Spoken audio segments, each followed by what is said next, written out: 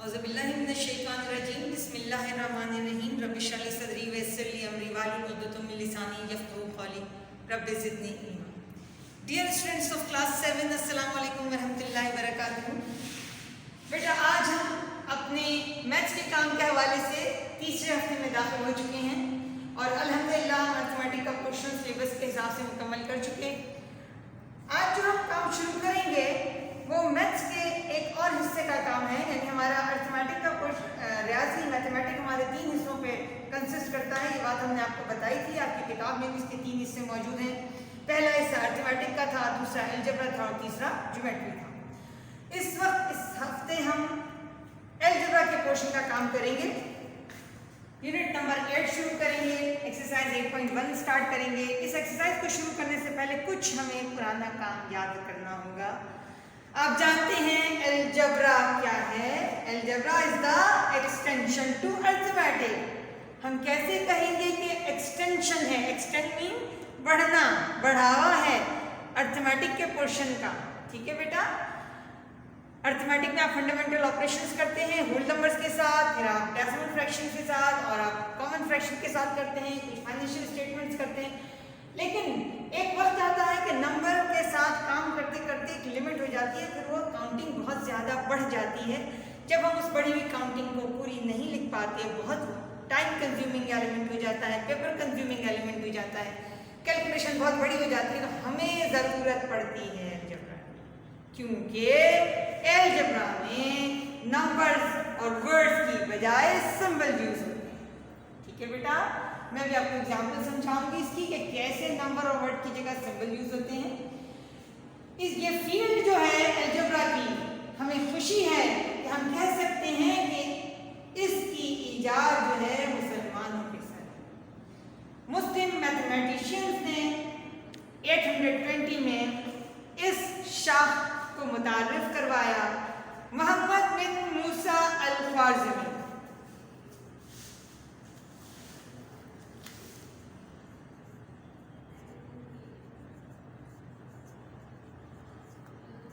अल-ख्वारिज़मी के नाम से मशहूर हैं ये साहब, और पहली दफ़ा उन्होंने अलजेब्रा की शाख को मुतारिफ करवाया। किताब लिखी थी उन्होंने अलजेब्रा वल मुकाबला, और उनकी ये किताब लैटिन लैंग्वेज में ट्रांसलेट हुई, लातीनी ज़बान में यूरोप में ये किताब पब्लिश हुई और दुनिया ने माना कि अर्थमेटिक की एक और ब्रांच अलजेब्रा के नाम से इंट्रोड्यूस हुई। ये इंफॉर्मेशन हर बच्चे के पास होनी चाहिए। आपको इन लोगों को याद रखना चाहिए जिन्होंने तारीख में अपने नाम रखने किए। अब मैं अपनी वही बात के अलजेब्रा में वर्ड्स और नंबर की जगह सिंबल यूज होते हैं, इसको एक एग्जाम्पल से बताना चाहूँगी आपको। मिसाल के तौर पे अस्मा हैज़ 3 बुक्स, सारा हैज़, हम यहाँ लिखते हैं मिसाल के तौर पे 5 बुक्स। ठीक है, तो total number of books they have 5, 3 + 5 = 8 books. लेकिन अगर यही काम हम अननोन एलिमेंट के साथ करना चाहें, आपको पता है कि अस्मा के पास 3 किताबें हैं, लेकिन सारा के पास कितनी किताबें आपको नहीं मालूम, तो उसकी जगह आप x लिख देते हैं। और फिर इसी तरह से total number of books they have में भी 5 की जगह हम x लिख देते हैं। ये शक्ल जो हमारे पास आ चुकी है, जहां x की वैल्यू पुट की गई है, इसको आप सॉल्व करके इसका आंसर निकाल सकते हैं। इसी तरह से बड़ी बड़ी कैलकुलेशंस में हम नंबर की जगह इन वेरिएबल्स को यूज करके अपने काम कर सकते हैं। ये बहुत आसान तरीके से मैंने बात बताई है। अब मैं चाहूँगी कि हम डिटेल में इसके मुताबिक काम करें, तरीके से इसका अलजेब्रा का हम आपको इंट्रोडक्शन करवाएं। अब जैसे मैंने आपको बताया कि हम नंबर की जगह वेरिएबल्स यूज़ करते हैं, अल्फ़ाबेट यूज़ करते हैं, तो मैं इब्तिदा करती हूँ एक छोटे से काम से।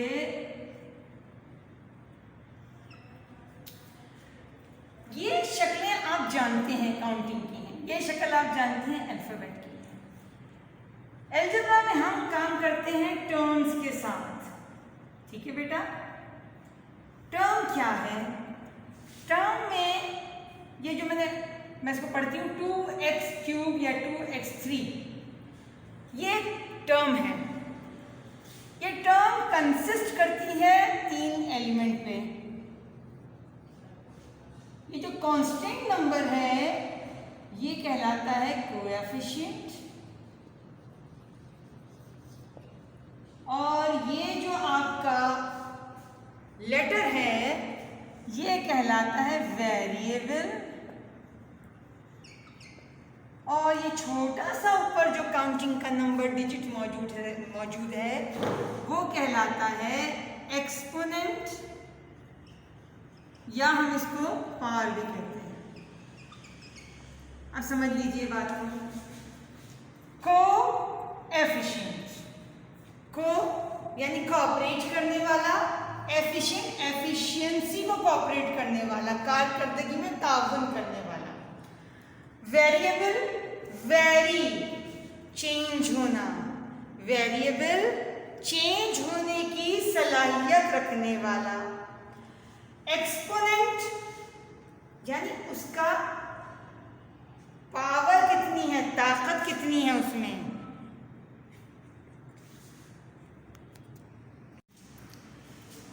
यानी एक टर्म जो है वो हमारी कंसिस्ट करती है कोएफिशिएंट पे, वेरिएबल पे और एक्सपोनेंट पावर, यानी उसकी कुव्वत कितनी है।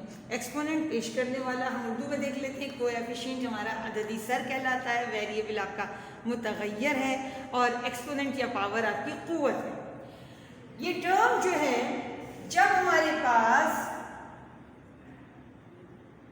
प्लस या माइनस के साथ, for example 2x3 3y and 6 इस तरह से मौजूद हो, एक से ज़्यादा टर्म्स के साथ ये शक्ल हो, तो ये हमारी बन जाती है अलजेब्राइक एक्सप्रेशन।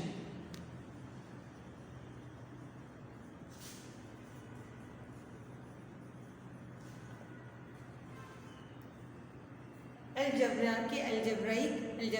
के इजहारिये बन जाती है, यानी एक्सप्रेस होता है।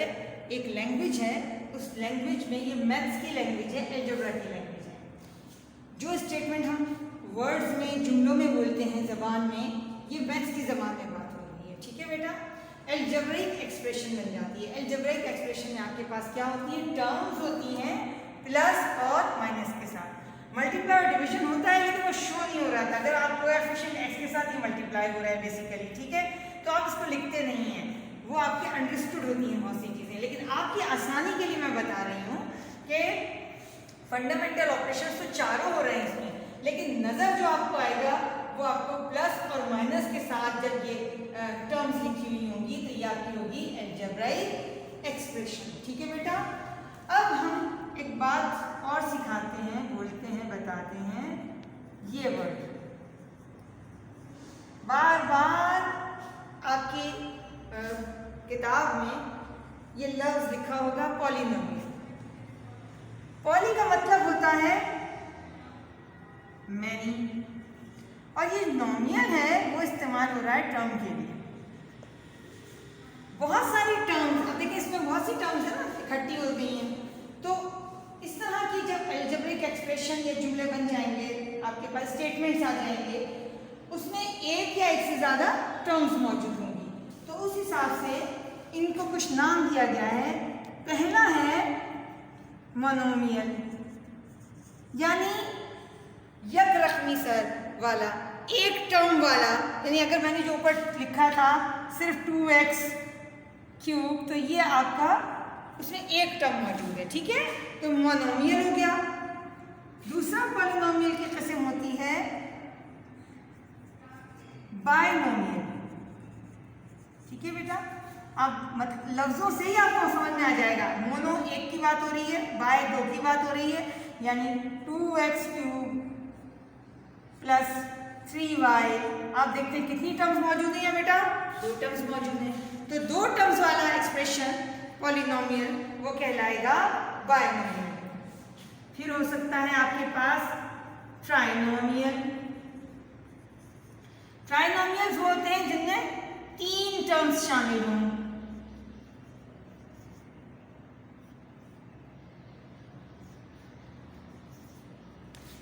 एक टर्म हो गई, दूसरी टर्म हो गई, तीसरी टर्म हो गई। ठीक है बेटा, हम जो 8.1 में काम करेंगे वो सबसे पहले काम शुरू करेंगे मोनोमियल्स के साथ। आपको ये बात को समझाने का मकसद ये है कि हम काम शुरू करेंगे मोनोमियल के साथ। बेटा तो आप अब देख सकते हैं कि आज हमने क्या क्या बातें सीखी। हमने अलजेब्रा की कुछ हिस्ट्री सीखी, हमने अल-ख्वारिज़मी का नाम जान लिया है अच्छी तरह से, और हमेशा हमें मूसा बिन अल-ख्वारिज़मी को याद रखना है अलजेब्रा के हवाले से। और उसमें हमने बताया कि उनकी किताब जो थी वो यूरोप में किस तरह ट्रांसलेट हुई, और आज तक हम उन्हीं बेसिक पे आगे काम कर रहे हैं। फिर हमने अलजेब्रिक एक्सप्रेशन बताई आपको कि जब फंडामेंटल और ऑपरेशन प्लस और माइनस के साथ कुछ टर्म्स मौजूद होती हैं तो वो अलजेब्रिक एक्सप्रेशन बन जाती हैं, इजहारी अलजेब्रा के इजहारी बन जाते हैं। और उसमें टर्म्स यूज़ करते हैं हम। टर्म क्या है? टर्म में हमारे पास होता है कोएफिशिएंट, वेरिएबल और पावर, इनको मिला के एक टर्म बनती है, और इस टर्म पे कंसिस्ट करता है अलजेब्रिक एक्सप्रेशन प्लस और माइनस के साइन के साथ।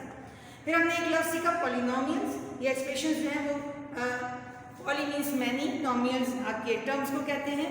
मुख्तलिफ टर्म्स वाले जो एक्सप्रेशन हैं उनको कुछ कैटेगराइज कर दिया हमने, मोनोमियल, बाइनोमियल, ट्राइनोमियल। इस वक्त मैंने आपको 3 चीज़ें सिखाई हैं सिर्फ। जो हम अपना अगला काम कल जो करेंगे इंशाअल्लाह ताला वो मोनोमियल के साथ काम करेंगे, इसके बाद बाइनोमियल्स के साथ भी काम करेंगे। क्या काम करेंगे? फंडामेंटल ऑपरेशन का काम करेंगे। हम अपने नई एक्सरसाइज 8.1 में सबसे पहले एडिशन सीखेंगे। तो इस तरह से मैं उम्मीद करती हूँ कि आज के काम की अहम तरीन चीज़ें हैं अलजेब्रा के हवाले से वो आप याद कर लेंगे। ठीक है, इंशाअल्लाह ताला कल हमारी फिर अगली क्लास में मुलाकात होती है इन्हीं बुनियादी बातों के साथ। वमा अलैना इल्ला